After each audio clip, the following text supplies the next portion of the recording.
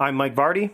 Meal planning is important because it prevents us from being a disappointed wreck when dinner time comes around and we have no clue what to make, or even if we have the ingredients to make the meal. It's a time and a money saver, but most importantly, it frees up valuable brain space. Creating a meal plan prepares us for the week to come and gives us peace of mind that we're organized and can feed ourselves and our family. That's why I do it, and that's why Plan to Eat helps me do it. Your subscription includes access to the Plan to Eat website and fully featured mobile apps on iOS and Android. And Plan to Eat gives you the tools to clip and organize recipes from any website, the ones your family loves and that fit your dietary preferences and needs. And you can create a meal plan around your schedule. Then what happens is the Plan to Eat software automatically creates an organized shopping list based on your plan. So sign up for your free trial at plantoeat.com/timecrafting. That's plantoeat.com/timecrafting. The coupon will be automatically applied to your account and can be used when you're ready to subscribe. It's valid for new customers only. Give Plan to Eat a try today. And this is the Productivityist podcast.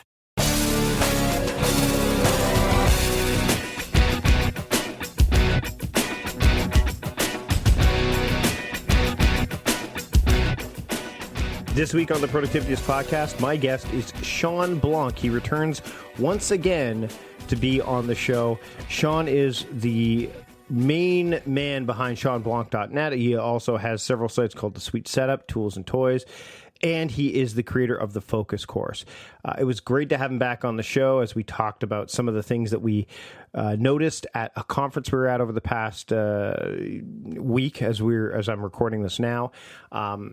You know, as always, whenever Shawn and I get together, we have a great time. So let's just dive into my conversation with Shawn Blanc here on the Productivityist podcast. I'd like to welcome Shawn Blanc back to the Productivityist podcast. Shawn, thanks for joining me this morning.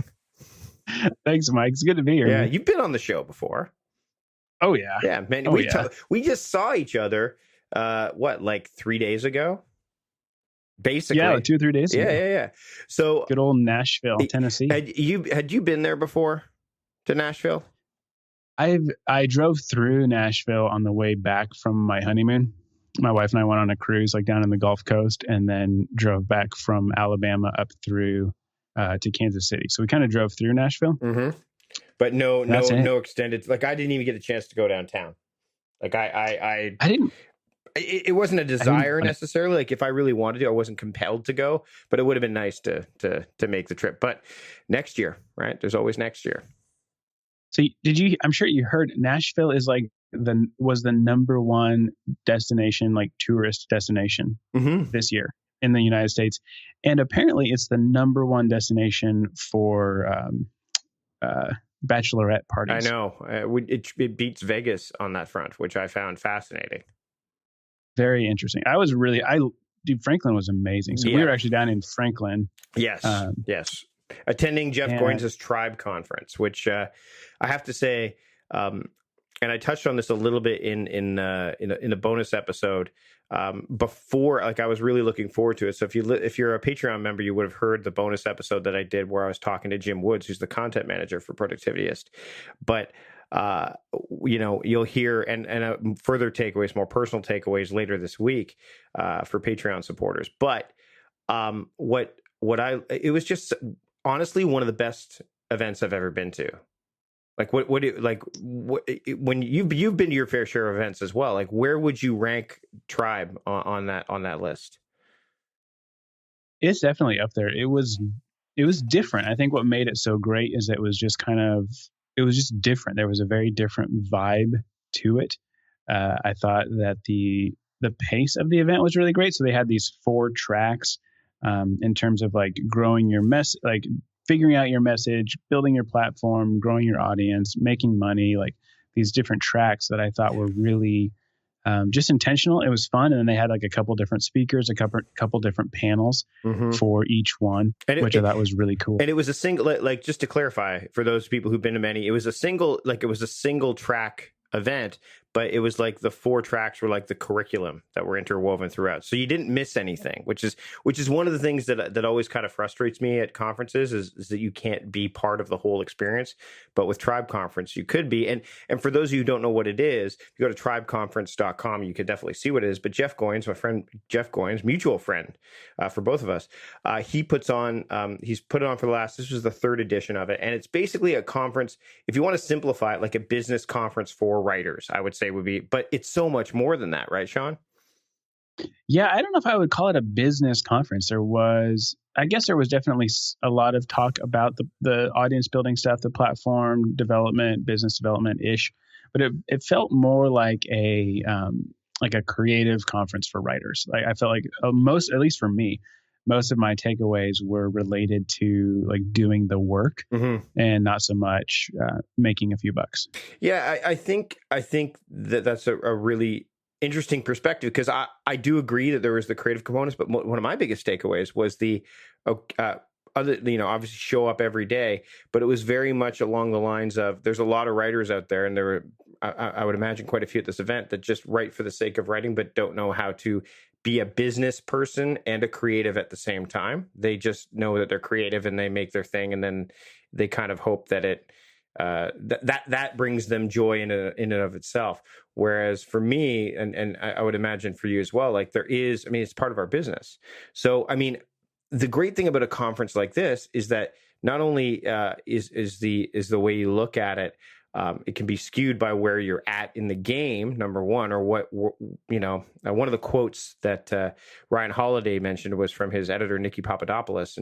And during his talk, he said, her quote was, "It's not what a book is, it's what a book does." And I think that encompasses this event really, really succinctly. Yeah, it's really true. That was a great line. It's not what it is, it's what it does. So what were your big takeaways? Like, what were, like, coming out of that event? Because we spent the whole week in Nashville, basically. Like, what were your big takeaways? Because a lot of the people listening today are going to be like, okay, well, is it productive to go to a conference? They know I go to a lot of them as well. Like, what made this conference? What was the impact of this conference that you're going to be able to take going forward? For me, lots of takeaways, I think, for sure. I think a huge thing, though, for me is not so much the takeaways itself from the event, but just the overall feel, like the event, right? Like, I just really enjoyed going into Nashville. Nashville is a beautiful city. Like, Franklin was so gorgeous. And just so for me, a lot of it is the personal connection, the community. And getting to connect, guys, like with you, Mike, of course, like we pretty much hung out the whole conference. Our buddy Anthony Angaro, getting to see Jeff, getting to see Sean McCabe, Leo Babauta was there, which finally got to meet him face to face, which was such an honor. So some of these people that just are peers, mentors, kind of heroes, so to speak, in the industry of just people that have done consistently great work. So for me, one of the biggest things is just the chance to kind of rub shoulders, have conversations, meet these people. We got to meet Karen Anderson, who is a talent acquisition, for a large publisher. And she was just so delightful and, getting to have lunch at her home. So like some of the stuff for me is all the main takeaways are around the community aspect of it, which is really liberating because it means that you don't have to necessarily pick just the right event to go to, because any event you go to that's going to be like this, you're going to begin to meet people like that. You're going to run into folks that you're able to build this, community with. And so you don't have to pick just the right event that's just going to change your life just so. Whereas it's like, man, go to anything. Go to any conference where there's going to be someone that or recognize or look up to. And that's all you need is just that one connection. And you're going to meet other people throughout there. So for me, I always put a massive emphasis on the community, trying to get to know people. Like, I will go have a one-on-one coffee date with somebody rather than sitting in on a session. Like, I would rather have that connection, build those relationships, because it just makes the work we do easier. I think I'm sure you can attest to this. Like, I'm right now, I'm back home. I'm in my little office downstairs, and I'm back to work, and I'm alone, and so it's so helpful to have those like have that heightened, a weekend where you're hanging out with friends and you're able to talk shop. But then also you're developing those relationships.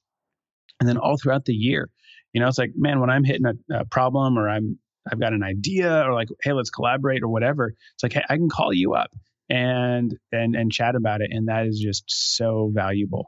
So for me, I've got some other takeaways too we can get into, but I wanted to list that one as my top. And it's one of the things for me is that, because, we've been in the space for so long, like, yeah, you and I hung out quite a bit. We had some, you can have those deeper conversations and be a bit more vulnerable, like we talked about before we started, like, and those of you who are listening and we're getting the Productivityist Weekly, you're probably like, what happened all summer? Like, where was it? There was no announcement that it wasn't going to happen.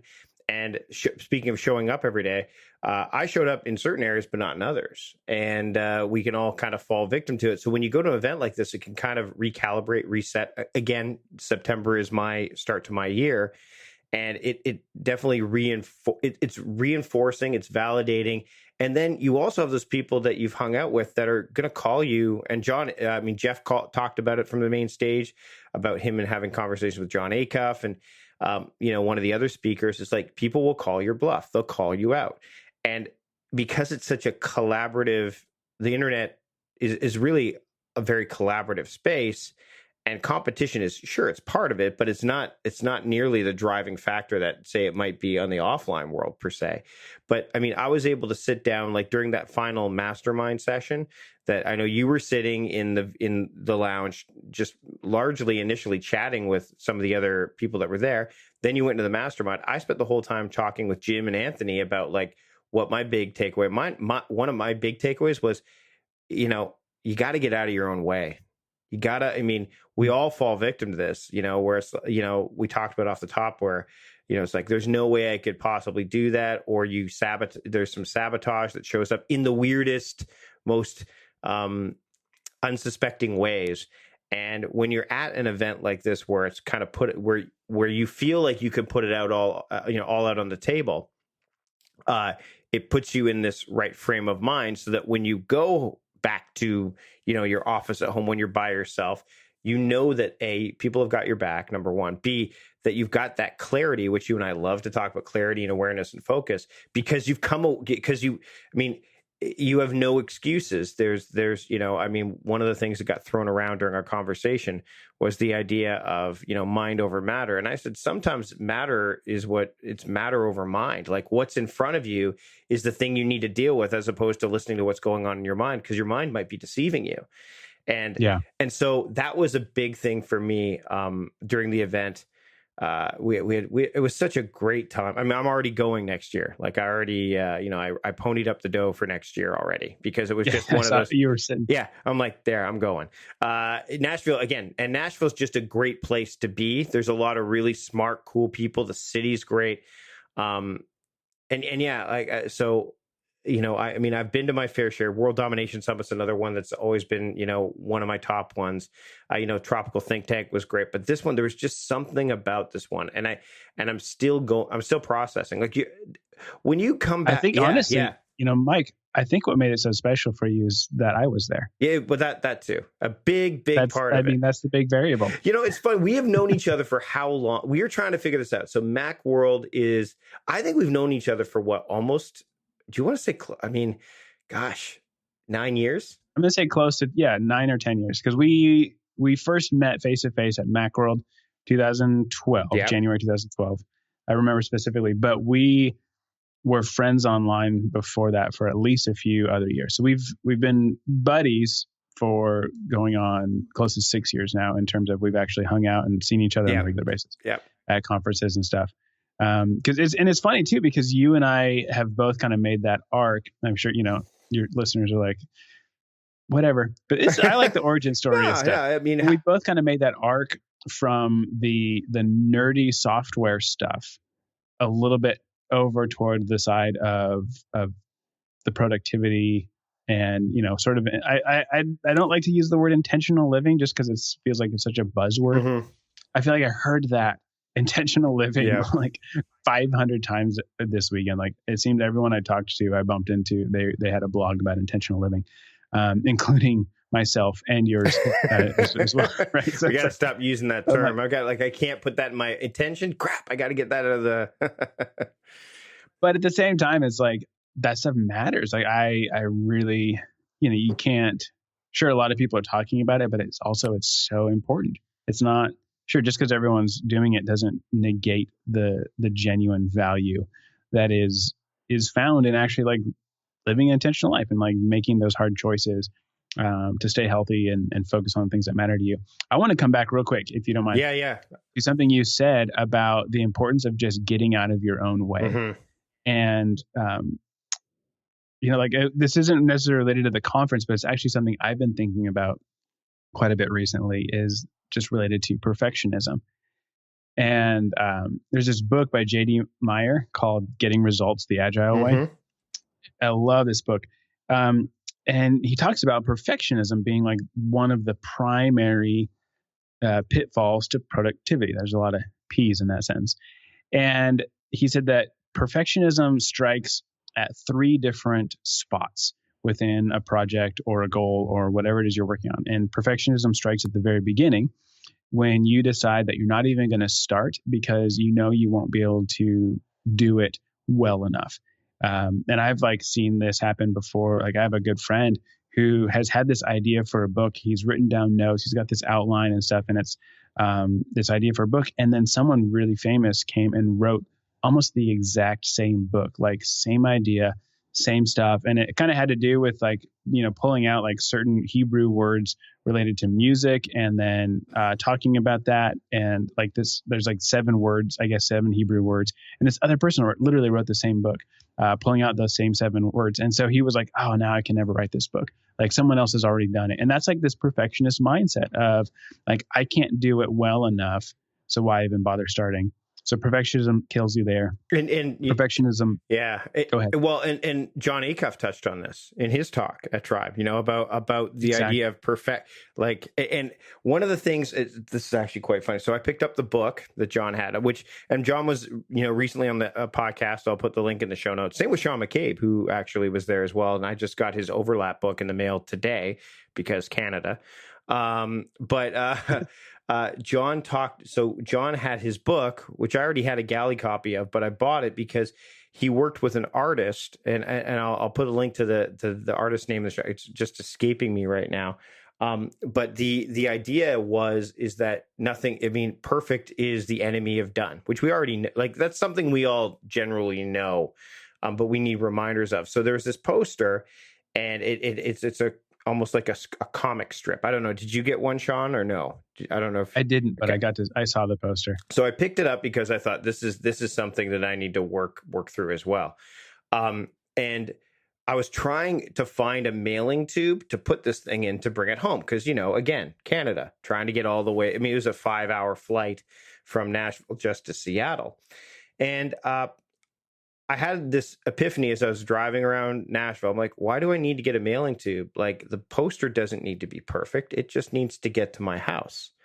And so it's not like overly crinkled or anything like that, but it looks worn. It looks like, okay, this is not something that, some people might go, oh, it got wrecked. But to me, it's almost like symbolic. It's perfect for the poster because the poster is about not being perfect. So, but John talked about this in his book, and he talked a little bit about it during the episode. But yeah, and that's the thing is that another thing that came up during that event and is the idea that we all have our own voice that resonates with other people, right? So, that's why you and I can work together, and yet we still have our own people that listen to our own stuff, and then there's other people in the space as well. But I want to talk about the idea of showing up every day, because that was a common theme throughout. And I know that you have some tactics that will help people do that, because now I want to get into the nuts and bolts of that. So why don't you dive into that and unpack that a little bit? Yeah, no, this is great because I feel like it ties in too with the perfectionism stuff. Because, like you were saying, like perfectionism can keep you from getting started, but it also keeps you from finishing. Mm-hmm. And, maybe you do get started, but then it keeps you from finishing. And so the idea with showing up every day is you're developing this habit, right? Of I'm going to show up, I'm going to do the work, and I'm going to make it a commitment, this routine to create something every day, to do the work, to sit down. And a lot of people, Ben Hardy, I think, spoke about this. Lee Babada spoke about this, of just this commitment. Ashantu spoke about this. I can't remember her last name, but she shared about it as well. Just this commitment to sit down every single day and write for just 10 minutes. And they're like, that was it. So it's this low barrier of entry, this easy bar. And, Leo, he would say that when he would sit down to write, it wasn't like that was his 10 minutes of writing time. He was like, I have to write. I'm not allowed to do anything but write, including I'm not allowed to not write. Basically, Mm-hmm. so like you can't just sit there and stare. You have to type words out, whatever they are. You have to write, and he would do that for 10 minutes. And when he was first starting his blog, Zen Habits, back in the day, like 12 years ago or whatever it was, he was writing like every single day. But he was so hungry to write, and he was so excited. So he was like guest posting on 5 different websites. He was writing a blog post on his own website every single day, just doing all this stuff. Plus, he was a newspaper editor and a journalist, and so he was like writing all day at work too. Just tons. But like that commitment, that showing up every day, it busts you through kind of that fog of like waiting for the inspiration or waiting for the motivation or whatever it is. It's like, no, I just have a commitment to write every day.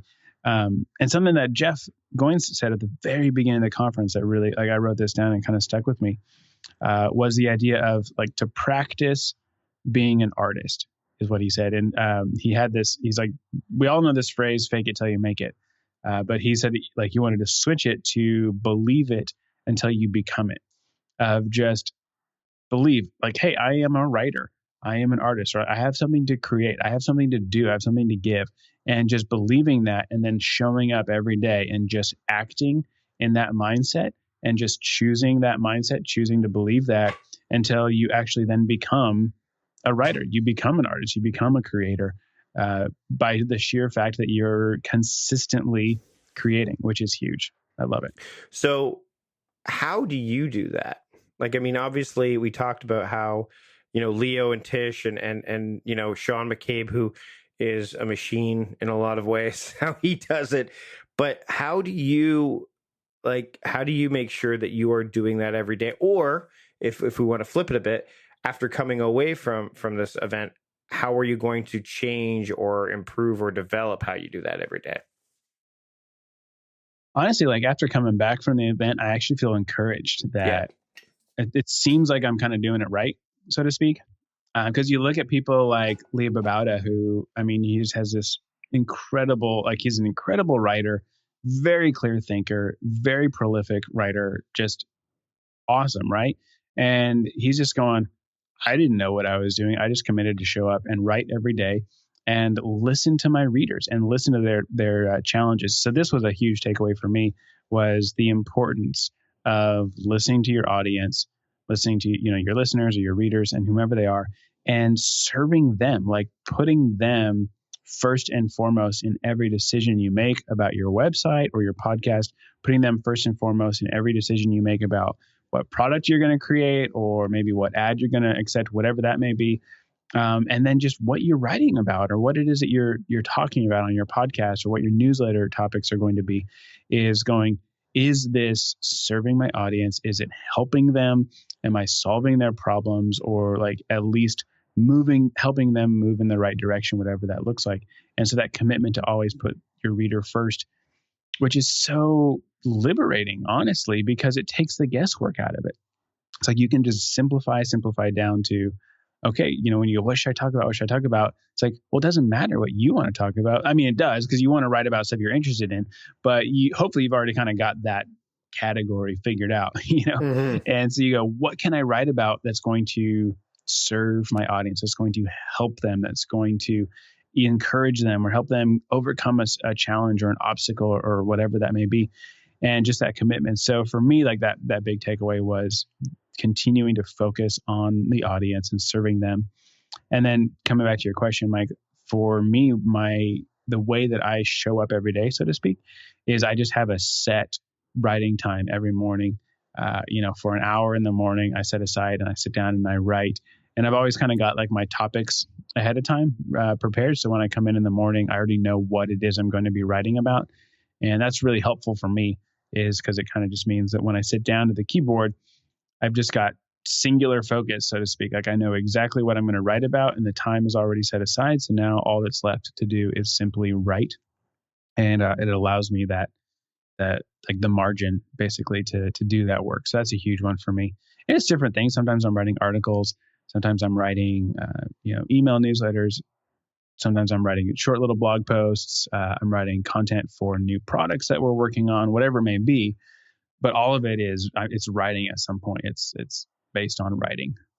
I want to dive into Focus and some of the other projects you're working on in our bonus episode that we're going to do here in a few minutes. That's available to supporters of the show. But I want to ask you a question as we get close to wrapping up here. What about the event unexpectedly delighted or surprised you? That's a great question. Right off the bat, I know the answer to that easy. It's when we had lunch on Sunday afternoon with Karen at Karen's home. Mm-hmm. We drove into Franklin, downtown Franklin. And for those maybe not familiar, downtown Franklin is like a little walking city. It's several blocks and just wide, brick sidewalks and just ice cream shops and pizza shops and sandwich shops and little bars and just really beautiful downtown area, walking around. And so we go there on Sunday for lunch and it was just packed. Like all the restaurants were just packed. It was very busy. And there was this lady, Karen, who we had met at the conference, and she lives in downtown Franklin. She lives like just a few blocks away. And so we went into this little pizza by the slice shop and everyone grabbed some, personal pizzas. And then we just walked to Karen's home, and she just had this beautiful, just kind of this colonial, tall ceilings, beautiful dark wood floors, and just this beautiful home. And she hosted us in her dining room. There's like, I don't know, about 8 or 9 of us, I think. Yep. And it was so much fun. That was just a real treat. That was a highlight for me for sure. Yeah, it was quite magical. And then the other thing that as we're leaving, she's like, "Here, have some books," and we're just like, "I know." Going through customs, great. Going through customs, like, how many books you have? I'm like, I don't know, 10. But she had some kids' books because she works as a publisher, and so she had a bunch of their books on the shelf. So I got a copy of Ray Edwards' new book, a new book by Dave Ramsey, and then several kids' books. So I packed up these kids' books. So when I got home from the airport on Monday morning, I've got like a 5-year-old and a 4-year-old. So I was able to hey guys, I got you some books, and that was special. Thanks to Karen. Yeah, so that was one of the highlights for me too. Another highlight was getting to hang out with you, of course, and I'm looking forward to continuing, to see you and hang out with you and do work together. And I know we've got some stuff. If we've done some stuff with the Focus course, we did we've done a lot of stuff together. Creative Focus Summit. We've done the awareness building class. And, for those of you who want to check out some of the stuff we've done, where can people find the stuff we've done and then the stuff you've just done? Well, maybe not entirely on your own, but where they can find you to learn more about what you do. Pretty much everything I do right now, you can go to thefocuscourse.com. And that's where we've got a little box up there on the menu for training, and the awareness building class is listed up there that's what you and I did together, Mike. And then that's where a lot of my writing on the time management stuff is. Awesome. Shawn, thanks so much for joining me again. It was great to see you in Nashville once again, and let's do it again real soon. Thanks, Mike. Yeah, for sure. Big thanks to Shawn for joining me this week on the show. Of course, you can check out all of the things that we're working on together, as well as any related show notes in the show notes, of course. All the links and stuff are there. And if you are a Patreon supporter, if you're a member of the podcast community, then you will get a bonus episode as well. If you want to get that, if you're not yet a member, you can join us at patreon.com/productivityist, and all the details are there. Thanks to John Polster for producing this week's episode of the podcast. Thanks to all the members of my team who helped put this show together, and thanks to you for listening. Until next time, I'm Mike Vardy from the Productivityist podcast, reminding you to stop guessing and start going.